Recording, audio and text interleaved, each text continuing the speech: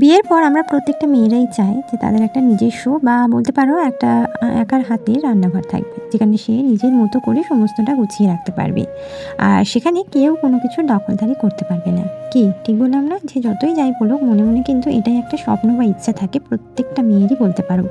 তো আমিও তার ব্যতিক্রম কিছু নয়। সত্যি কথা বলতে বিয়ের পর এসেই কিন্তু আমি যে রান্নাঘরটা পেয়েছি এমনটা একদমই নয়।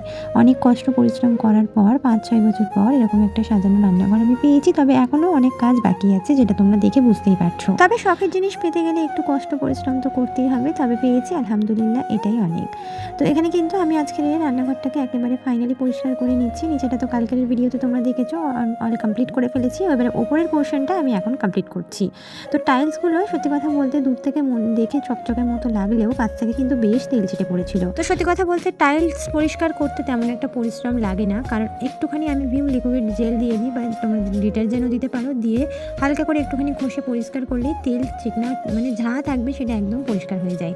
তারপরে শুকনো কাপড় দিয়ে অবশ্যই একবার মুছে নেবে, কারণ যখন আমি ভিজে কাপড় দিয়ে পরিষ্কার করছি তার একটা আস্তরণ থেকে যায়।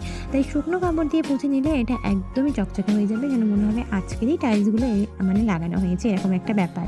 তো এই র্যাকটা কেনার পর আমার কিন্তু বেশ অনেকটাই সুবিধা হয়েছে, কারণ এই ৫ সেলফের র্যাকটা হাতের কাছে থাকে, তাই সমস্ত যেগুলো প্রয়োজনীয় জিনিস আমি হাতের কাছে। সত্যি কথা বলতে রান্নাঘরের এই ফাইনাল লুকটা দেখার পর সারাদিনের খাটাখাটনি যেন কোথায় উধাও হয়ে গেল।